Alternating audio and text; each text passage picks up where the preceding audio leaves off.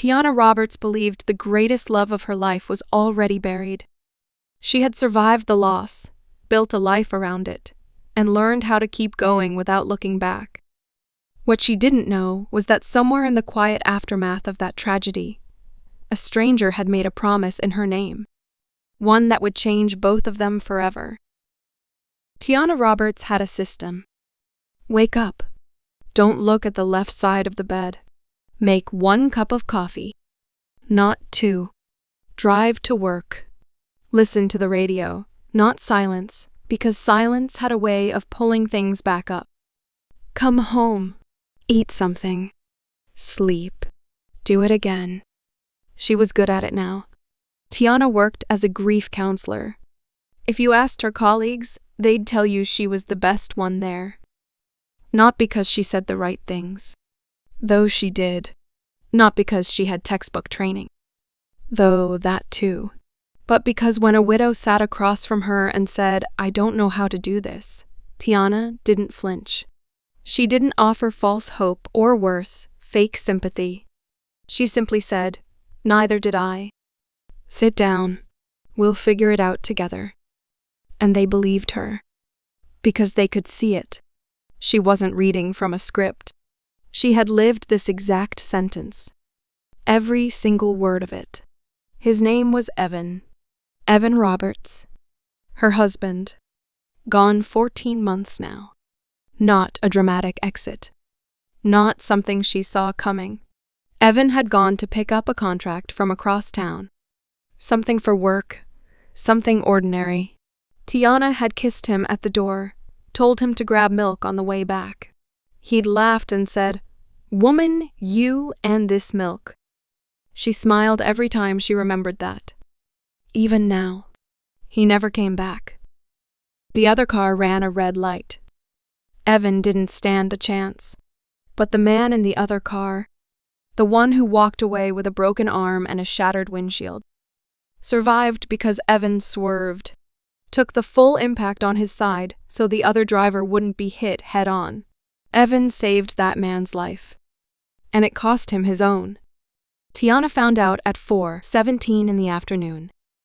She remembers the time because she was looking at the clock when her phone rang.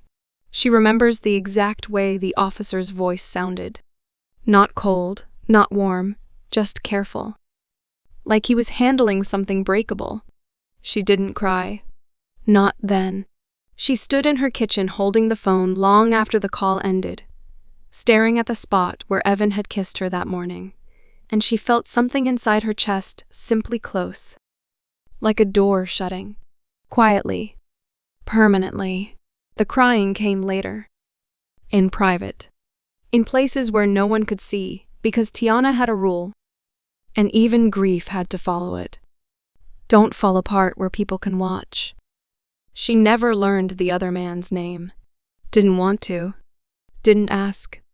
Knowing his name would make him real. And if he was real, she'd have to feel something about him. And she didn't have the energy for that. Not on top of everything else. So she let it go. Buried it. Moved on the way grief counselors tell other people to move on. One day at a time. One breath at a time. Or tried to. His name was Caleb Donovan. 42. Self-made. The kind of wealth that doesn't announce itself. No flashy cars at every corner. No name on every building downtown. Just quiet influence. The kind where people in certain rooms go still when he walks in. Not because he demands it, but because they know what he's capable of. He ran a private investment firm. Small team. High returns. A reputation built over 15 years of being right about things other people dismissed. But none of that is where this story starts. This story starts in a hospital on a Tuesday night, with a broken arm and a guilt so heavy Caleb thought it might actually crush him. The accident had nearly ended him too. Not physically. Well, yes, physically. Broken arm. 3 cracked ribs. A gash along his forehead that needed 14 stitches. But the real damage was something else. Something that happened in the seconds after the crash, when he was conscious, and the other man, Evan, was not. Caleb remembered everything. He remembered the sound. That specific, horrible sound a car makes when it absorbs an impact it was never designed to take. He remembered looking across and seeing Evan slumped, blood on the side of his face, and understanding, in a way that went beyond thought, that this man had done something extraordinary. Evan had seen the collision coming, had turned his wheel, not away from it, toward it, put his own body between the crash and Caleb's side of the car. A stranger did that for a stranger? Caleb spent 4 days in the hospital. Evan spent 1 in the morgue. On the 3rd night, when the ward was quiet and the painkillers had worn off enough for him to think clearly, Caleb asked a nurse about the other driver, the one who didn't make it. The nurse hesitated. Then, he has a wife. Young. They found her number in his phone. Does she know? Someone called her already. Caleb lay there for a long time after that, staring at the ceiling, thinking about a woman he'd never met, whose husband had just died saving his life. He didn't sleep that night. When he was discharged, Caleb did something he had never done before in his life. He made a promise. Not out loud. Not to anyone in the room. Just to himself, in the back of the car taking him home, with his arm in a cast and his ribs screaming every time he breathed. I will take care of her. Not out of guilt. Or, not only out of guilt. There was something else underneath it. Something that felt less like obligation and more like purpose. Like maybe this was the thing he was supposed to do with all the years Evan couldn't have. So he started. It began the same week he got home. Caleb hired a private investigator. Not to stalk. Not to intrude. Just to understand. What did she need? Where were the gaps? What was slipping through? The report came back fast. Tiana Roberts. Age 33. Grief counselor. Renting a 2-bedroom apartment she could barely afford. Car needed work. Engine issues. No family nearby. Caleb read it once, then closed the folder and started making calls.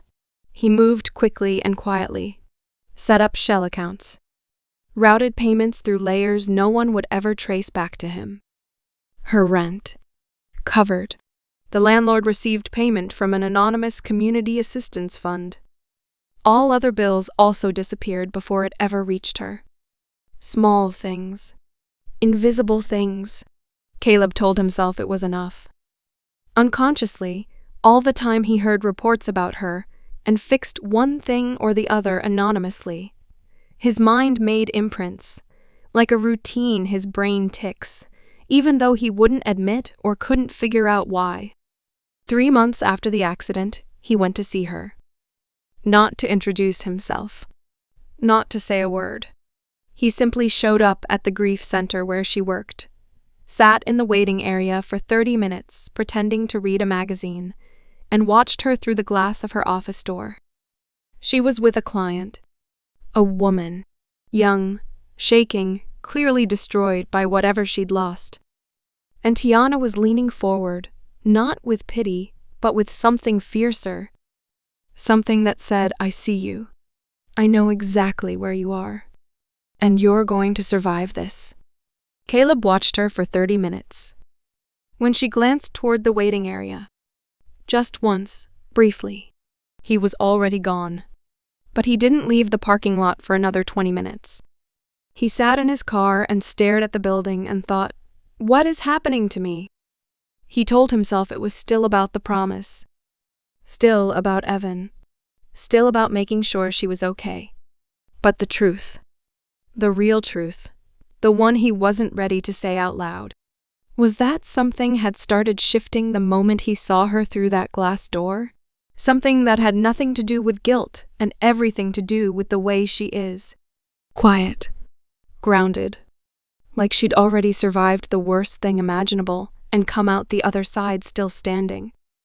Caleb had never met anyone like her, and he couldn't stop thinking about her. It happened on a Wednesday evening. Tiana's car broke down on the road between her office and home. The engine seized completely. She called a tow truck, then sat on the curb and waited, scrolling through her phone, looking tired but not panicked. The way someone looks when inconvenience has become just another thing on the list. Caleb drove past her. He knew her car. Had seen it before. More than once. More than a few times. He knew exactly what it looked like, where it usually was, what route she took home. He told himself later it was a coincidence. That he happened to be on that road. That he hadn't been driving past her office on the way back from a meeting that didn't exist. He was lying to himself. And he knew it. But he pulled over anyway. "Your engine?" he asked, getting out. She looked up. Evaluated him the way people do when a stranger approaches at dusk. Quick, careful, reading him in seconds. "Yeah," she said. "Tow truck's on the way." "How long?" 40 minutes. Maybe more. He stood there, hands in his pockets, trying to look casual, trying to look like a man who had just randomly stopped for a stranger, and not like a man who had been circling her life for months without her knowing. "I can take you home," he said. "If you want." She studied him again. Longer this time. "I don't even know you," she said. "Caleb." A pause. "Tiana," she said. And something happened when she said her own name. Something in the air between them shifted. Like the space recognized something the two of them hadn't figured out yet. She got in the car. The drive was quiet. Not uncomfortable. The kind of quiet that exists between two people who are both used to being alone with their thoughts. Tiana gave directions. Caleb followed them. The radio played something low, and neither of them changed it. When he pulled up to her building, she thanked him, opened the door, paused. "Thank you, Caleb," she said. And the way she said his name, slow, like she was figuring out how it felt in her mouth, did something to him he wasn't prepared for. She went inside. Caleb sat in that car for 15 minutes before he drove away. He saw her again 2 days later.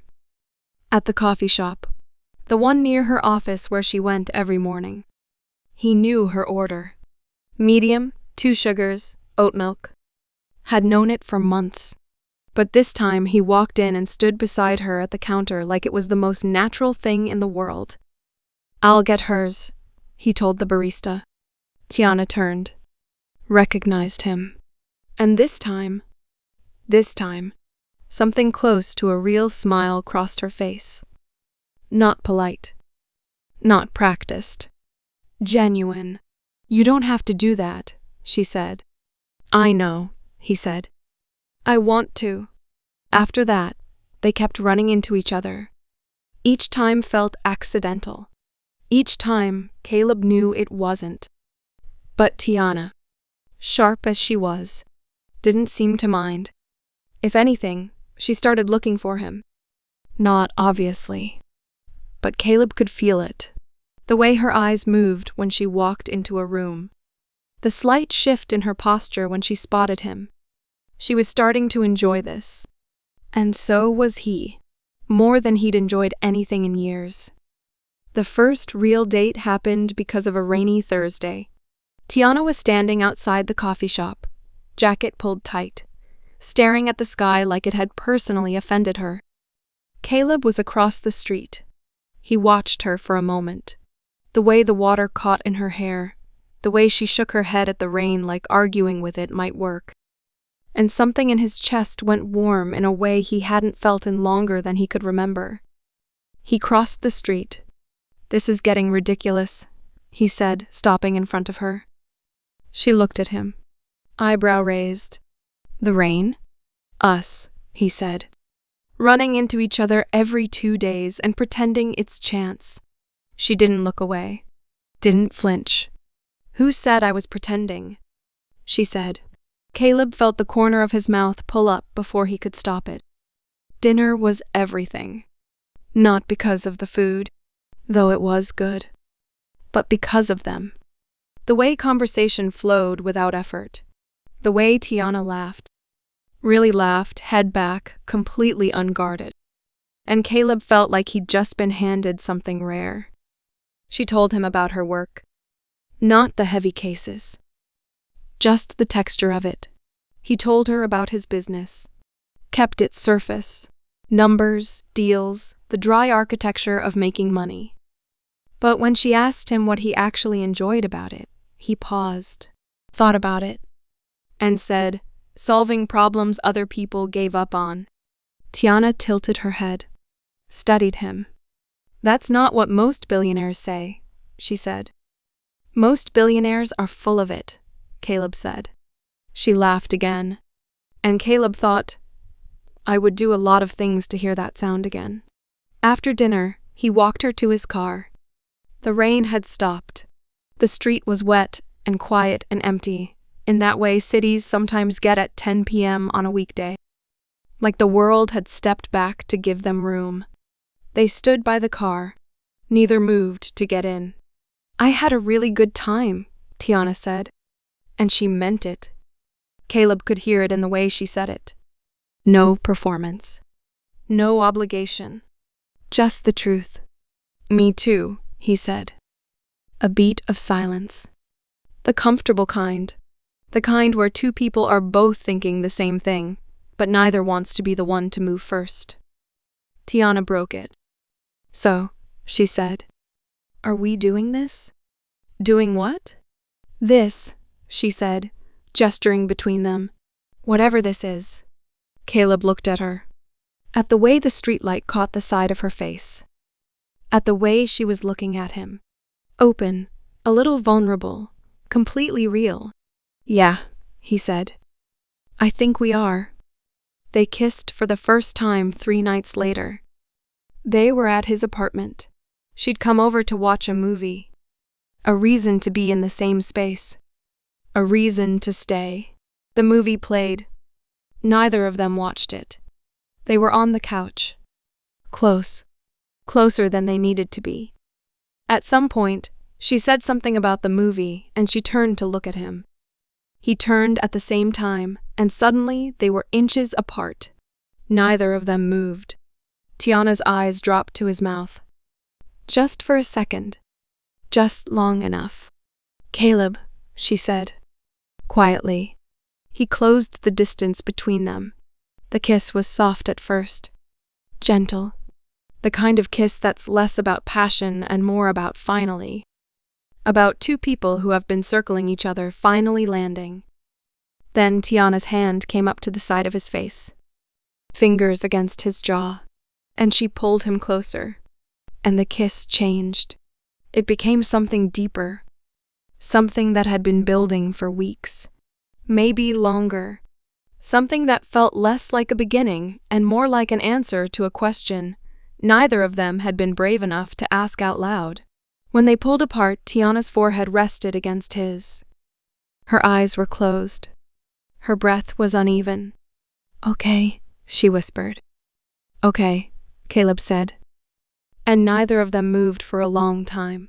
For 3 weeks, it was everything. Caleb and Tiana fell into each other the way two people do when the walls have been down long enough. Fast, deep, and with a kind of certainty that surprised them both. He learned things about her that no file could have told him, and she learned things about him too. Most importantly, she learned that he remembered everything she ever told him. Every single thing. That one should have been her first clue. It was a Sunday when it started to crack. They were at his apartment. Caleb was in the living room on a call he took in the other room, so she wouldn't hear. She wasn't snooping. She was just looking for a pen. The drawer she opened was his desk. The one in the corner of the study she hadn't been in before, and inside, on top, was a manila folder. A thick one, with her name on the tab. Tiana Roberts. She stared at it. Then she opened it. Inside was everything. Photos. her apartment building, her car, her office, her daily schedule mapped out in someone's careful handwriting. Bank records. Not hers. Shell company records. Payment confirmations. Her landlord's name. Her mechanic's name. Dates going back months. All of it connected to him. Tiana closed the folder, set it back exactly where she found it, poured herself a cup of coffee, drank it standing at the counter, hands wrapped around the mug, and felt something inside her chest that she hadn't felt since the day she learned Evan was gone. Betrayal. She didn't say anything that day, or the next. She went through the motions, smiled when he smiled, kissed him goodnight when she left. But something had changed. Something he could feel but couldn't name. A slight distance in her eyes when she looked at him. A hesitation before she touched him. Like she was reassessing everything she thought she knew. On Tuesday night, she confronted him. Not gently. Not with tears or trembling voice or any of the soft ways people deliver hard truths. She was standing in his living room when he walked in from work. Arms crossed. Back straight. The posture of a woman who had spent the last 2 days rehearsing exactly what she was going to say, and was done waiting to say it. I found the folder, she said. Caleb went still. The one with my name on it. The photos. The shell companies. The payments to my landlord, my mechanic, all of it. She watched his face. Watched him process what she was saying. Watched him decide in real time whether to lie or not. He didn't lie. Tiana. Don't, she said. Sharply. Don't say my name like that right now. Not like I'm something fragile. I need you to tell me the truth. All of it. Right now. So he did. He told her about the accident. About Evan. About waking up in a hospital bed and knowing a man had died so he could live. About the promise he made. About the investigation, the payments, the months of watching from a distance. He told her all of it. And when he finished, the room was so quiet Tiana could hear the clock on the wall. She didn't cry. She didn't raise her voice. She just looked at him, long and hard, and with something in her expression that cut deeper than any words could have, and said, "So I was a project." "No." "A redemption project," she continued, like he hadn't spoken. "You felt guilty about killing me husband, so you decided to fix me. Pay my bills. Make sure poor little Tiana was taken care of. And then what? You got bored with doing it from a distance, so you decided to actually meet me? Date me, Caleb? Was I supposed to just fall into your arms and be grateful?" Her voice was steady, controlled, but underneath it, something was shaking. "Because that's what it feels like," she said. "Like I was your way of making yourself feel better about surviving." Caleb didn't defend himself, didn't interrupt, didn't try to explain it away or soften it or reframe it into something more palatable. He just stood there and took it, because she deserved to say it. All of it. Every word. When she finished, the silence stretched between them like something physical. "You're right," he said. "It started as guilt. I'm not going to pretend it didn't. A man died because of me. Not because he chose to, not because it was his fault. Because I was in that car. And I couldn't live with that. So I found a way to do something about it." He paused, swallowed. "But here's what you need to understand. The guilt kept me paying your bills. It kept me making sure you were safe. But it didn't make me fall in love with you." Tiana's jaw tightened. Barely. But he saw it. "You want to know what did?" Caleb continued. "Watching you sit across from a woman who was falling apart and not flinch. Watching you laugh at a bad movie like it was the funniest thing you'd ever seen. The way you always reach for my hand without even thinking about it. Like it was the most natural thing in the world." His voice dropped. That wasn't guilt, Tiana. That was me. The real me. Falling for the real you. And I have never been more terrified of anything in my life than I was that night on the couch. Because I knew that if you found out the truth, you might never look at me the way you looked at me when I kissed you. Tiana stood there for a long time. Her arms were still crossed. Her face was still guarded. But something behind her eyes had shifted. Something small. Something she was fighting against. Something that wanted to believe him. Then it was gone. "I don't believe you," she said. And without another word, she left. She took 5 days. 5 days of silence. No calls. No texts. No showing up at his door or his office or anywhere. Caleb didn't reach out. Didn't drive past her apartment. Didn't check with anyone. He sat with it. The worst silence of his life. And waited. On the 5th day, Tiana drove to the cemetery. Not for Caleb. Not because of anything he said or did.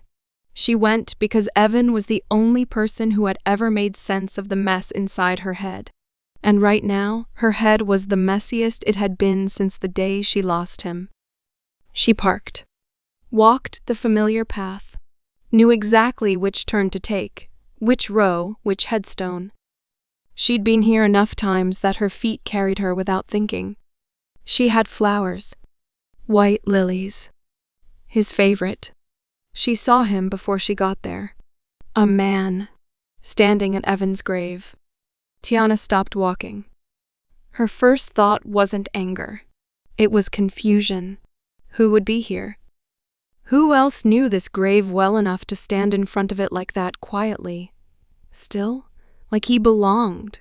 Then she got closer. Close enough to see the back of his jacket. The way he was standing. Not casually, not like a visitor passing through. He was planted. Like he'd been there a while. Like he wasn't in any rush to leave. And then he turned. "Caleb." They looked at each other across the grass. Neither spoke. Neither moved. Tiana's grip on the lilies tightened. Her jaw set. Every ounce of fury she'd been carrying for 5 days surged up through her chest like a wave, and she almost turned around. Almost walked back to her car and drove away, and never looked at him again. But she didn't, because Evan was right there, right between them, and she wasn't about to disrespect this place. Not for anyone. She kept walking. When she reached the grave, Caleb stepped to the side. Gave her room. Not much. Just enough. She set the lilies down. Carefully. The way she always did. Stood there. Didn't look at Caleb. The silence between them was not the comfortable kind. It was thick. Loaded. The kind of silence that has years of unspoken things pressing against it from both sides. "Why are you here?" Tiana asked. Her voice was flat. Not cold exactly. Emptied out. Like she'd wrung herself dry, and this was what was left. Caleb didn't answer right away. When he did, his voice was quieter than she'd ever heard it. "I come here sometimes," he said. "Not often, but sometimes." Tiana turned to look at him then. Really look. And what she saw on his face stopped her. He wasn't performing. He was just standing there, at the grave of the man whose death he carried, looking at the headstone the way someone looks at something they can never make right, no matter how hard they try. "Since when?" she asked. "Since about a month after I got out of the hospital," Caleb said. "I needed to see where he was. I needed to. I don't know. Be here. Stand in this exact spot and understand what I owe." "You don't owe him anything," Tiana said. And she meant it. Surprised herself with how much she meant it. He made a choice. In a split second, he made a choice. That wasn't your debt to carry. "Maybe not," Caleb said, "but I carry it anyway." Another silence. I came here to talk to him, she said. About you. Caleb didn't respond. I've been sitting in my apartment is going back and forth, Tiana continued. Part of me wants to never see you again. Part of me wants to scream at you until my throat gives out. And another part. She stopped, pressed her lips together, swallowed. Another part of me keeps replaying the way you looked at me that night on the couch. When you kissed me. And I can't reconcile that with the man who had a file on me in his desk drawer. Caleb turned to face her fully. I know, he said. And I'm not going to stand here and tell you it's okay. It's not. What I did, the way I did it, was wrong. I know that. I knew it while I was doing it. He paused. But I need you to hear something. And I need you to hear it here, in this place. Because this is where it all started. Tiana looked at him, waiting. The first time I came here, Caleb said, I stood right where you're standing. And I looked at his name, and I thought about what kind of man does what he did. Turns his wheel toward the crash instead of away from it. Gives his life for a stranger without a single second to think about it. His voice cracked. Just slightly. Just enough for Tiana to hear it. And I thought, the woman who loved a man like that. Who built a life with him. Who wakes up every morning and carries him with her. Caleb stopped. Took a breath. She must be extraordinary. Tiana's chest tightened. She didn't speak. That's when it started, Caleb said. Not guilt. Not obligation. Something else. Something I didn't have a name for yet. But it was here. It started here. At this grave. Because of him. He looked at the headstone. Evan didn't just save my life that night, Caleb said. He led me to you. The words hung in the air between them. Tiana stared at him. And for the first time in 5 days, something behind her eyes broke open. Not anger, not hurt, but something softer. Something she'd been holding back because letting it through would mean letting him back in. She wasn't ready to let him all the way back. Not yet. Maybe not for a while. But she wasn't going to shut the door either. 4 days. 4 days of nothing. No call. No text. No sign that Tiana Roberts even remembered he existed. Caleb checked his phone every hour. Then every 30 minutes. Then he stopped checking and just held it in his hand, staring at the screen like it owed him something. It didn't. She owed him nothing. He knew that. After everything. The folder, the confession, the grave. She owed him exactly nothing.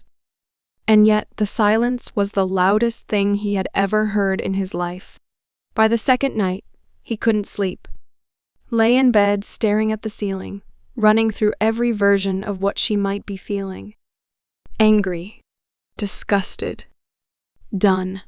Every possibility landed like a punch, and none of them landed softer than the last. By the third night, he stopped trying. On the fourth night, Caleb did something he hadn't done in years. He drank. Not casually. Not a glass of whiskey before bed the way some men unwind. He sat alone in his apartment with a bottle of bourbon and poured glass after glass and watched the amber liquid disappear and felt absolutely nothing get better. The alcohol didn't numb it. It made it louder. Every memory. Every moment with her. The way she laughed. The way she said his name. The way she had kissed him on that couch like he was the only thing in the world worth kissing. And then the other memory. The way she looked at him when she found the folder. That exact expression. The one that said, I trusted you. And you didn't deserve it. That one stayed. No matter how much he drank. That one stayed. He doesn't remember the exact moment he decided to drive.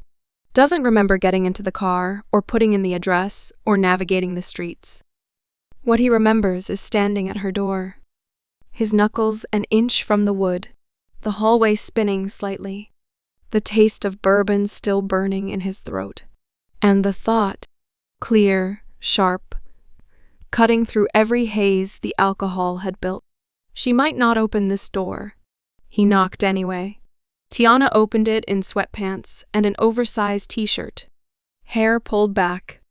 No makeup. The kind of face that meant she'd been home all day and hadn't planned on seeing anyone. She looked at him. Really looked. At the unsteady way he was standing. The red in his eyes. The way his jacket was hanging off one shoulder like he'd thrown it on without thinking. The smell of bourbon coming off him in waves. "I can't do this," he said. His voice was rough. Thick. Not just from the drinking. From something deeper. Something that had been sitting in his chest for days, pressing against his ribs, waiting for the right crack to spill through. "I can't sit in that apartment and wait for you to decide what I am to you. I can't do it, Tiana." He pressed the back of his hand against his mouth, steadied himself against the doorframe. "I have tried. God, I have tried to be the kind of man who gives you space, who waits quietly, who lets you take as long as you need." His jaw tightened. "But I can't breathe without you.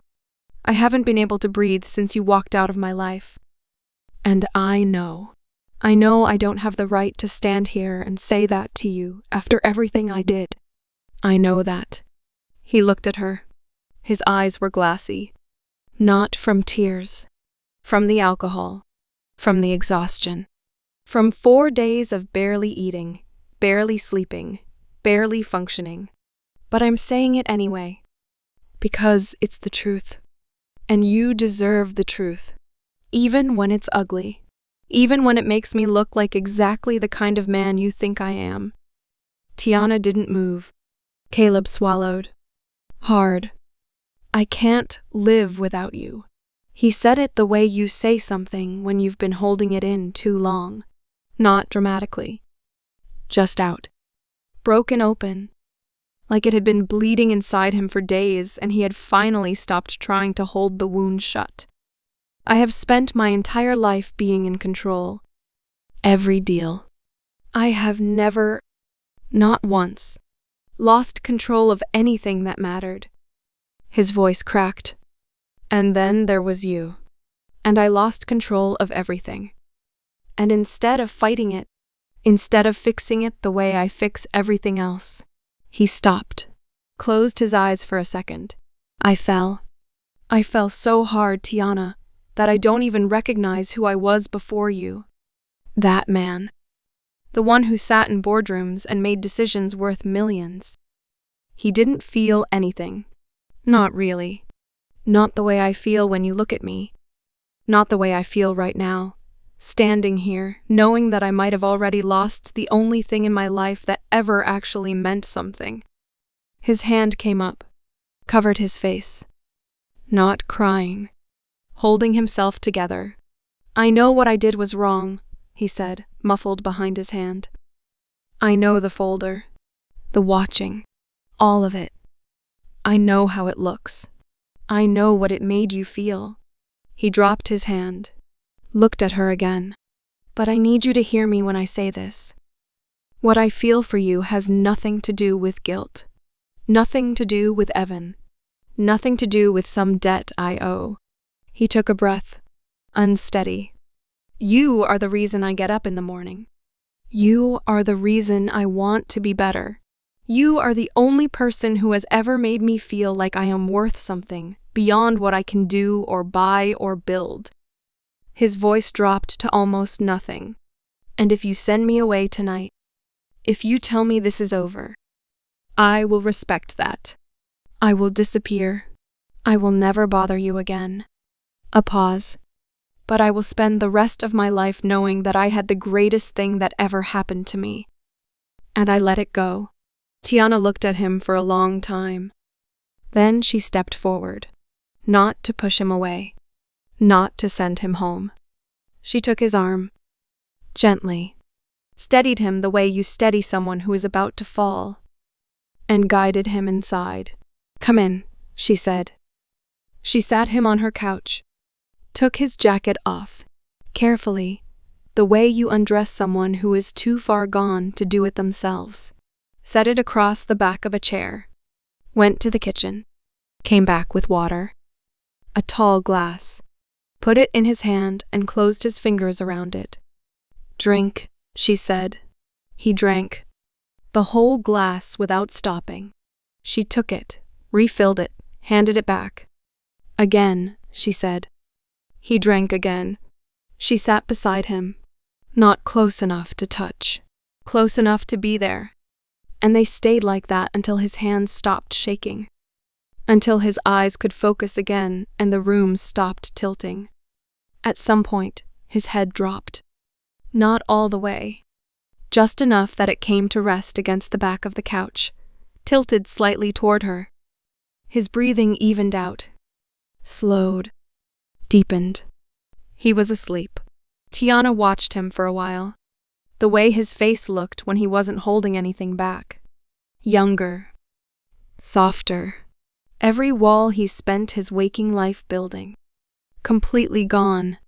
She got up. Went to her bedroom. Came back with a blanket. Laid it over him. Carefully. Without waking him. Then she sat back down beside him. Close this time. Close enough that her shoulder touched his arm. And she stayed there for the rest of the night. Caleb woke up to sunlight and a headache so sharp it felt like someone had driven something through his skull. He blinked. Tried to focus. Looked around. Tiana's apartment. Her couch. A blanket over him he definitely hadn't put there himself. He sat up slowly. Every movement made his head pound harder. And then it hit him. Everything he said last night. Every word. Every raw, unfiltered, completely unplanned confession that had poured out of him in her hallway, while he could barely stand straight. Oh, God. He found her in the kitchen, standing at the counter with a mug of coffee, looking out the window at nothing in particular. She looked rested, calm, like she had slept perfectly, even though something told him she hadn't slept at all. She heard him come in, turned slightly. Morning, she said. Tiana Caleb started. Sit down, she said. Not sharply. Just firmly. He sat. She poured him coffee. Black. Set it in front of him without a word. Drink first, she said. Talk after. He wrapped both hands around the mug and stared into it and tried to find the words for what came next. When the mug was half empty, he set it down, looked up at her. I'm sorry, he said. He meant it. Not just for last night. For all of it. The folder. The lies. The months of watching from a distance. I'm sorry, he said again. Quieter. For showing up drunk at your door. For putting that on you. For making you take care of me when you have every reason in the world to stop. He stopped. Tiana set her mug down, walked over to where he was sitting, and before he could say another word, before he could apologize again, or explain, or brace himself for whatever was coming next, she sat down beside him, leaned in, and pulled him close. She wrapped her arms around him and held him against her, the way you hold someone when you want them to feel safe, when you want them to know, without conditions, without an explanation, that you are not letting go. Caleb went completely still. Then something inside him gave way. Not loudly, not with drama or spectacle. Quietly, the way ice cracks deep in winter, a single sound. Barely there, that means something solid has finally surrendered. He wrapped his arms around her, held on, pressed his face into her shoulder, and breathed her in and felt, for the first time in weeks, like he was exactly where he was supposed to be. They stayed like that for a long time. Neither of them spoke. Neither of them needed to. When they finally pulled apart, Tiana's hand came up to his face, cupped his jaw, tilted his chin up so he had no choice but to look at her. Her eyes were clear, steady, decided.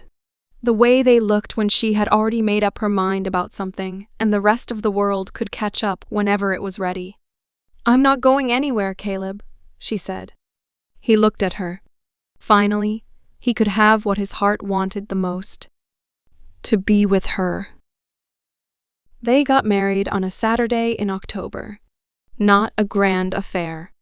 Not the kind of wedding that fills magazines or trends on social media overnight. Tiana didn't want that. And Caleb, who could have given her anything in the world, understood without her having to explain why. This was theirs. Just theirs. Tiana wore a simple gown. Fitted. Elegant. Hair down. No veil. And she carried white lilies. Not for tradition. For Evan. A quiet nod to the man who loved her first. No one but Tiana knew what the lilies meant. But Caleb, who had stood at that grave, who had seen those same white lilies placed against the headstone month after month, understood exactly why she was holding them. He didn't say anything. He didn't need to. Tiana Roberts was his, and he was hers. And nothing, not guilt, not secrets, would ever change that. This was where their story ended, and where the rest of their life began.